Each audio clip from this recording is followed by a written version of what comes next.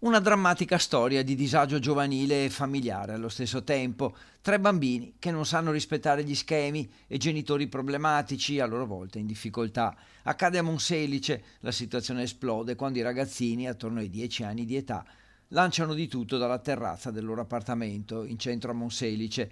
Biciclette, giochi, sassi, coltelli, c'è il rischio reale che i passanti rimangano feriti, la tensione è alta.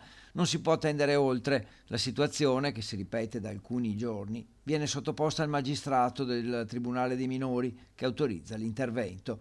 Carabinieri e agenti di polizia locale impiegano tempo per convincere i bambini ad aprire la porta. Inizialmente vengono aggrediti, poi le forze dell'ordine riescono a tranquillizzarli.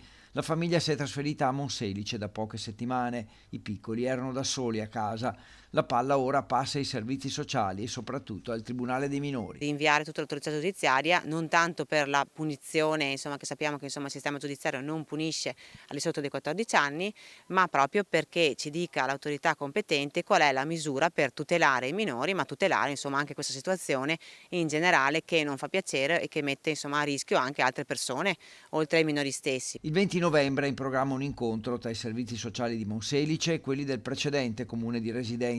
Il 21 verrà inviato tutto il fascicolo all'autorità giudiziaria. Se anche dovesse essere che il provvedimento che il giudice ritiene più opportuno sia l'affidamento ai servizi sociali, sarà necessario trovare una comunità che li possa accogliere con relativi costi a carico della comunità e sappiamo bene che insomma i comuni in questi anni non godono di grandi risorse, purtroppo, e se si trova una comunità deve avere lo spazio disponibile, che è cosa non facile, e oltretutto deve accoglierli perché non tutte le comunità accolgono minori che sono spesso molto problematici. Dunque 2 opzioni possibili: lasciare i piccoli con la famiglia guidando verso la normalità, una situazione difficile, o togliere i minori e affidarli a una comunità. Intanto la madre rischia la denuncia.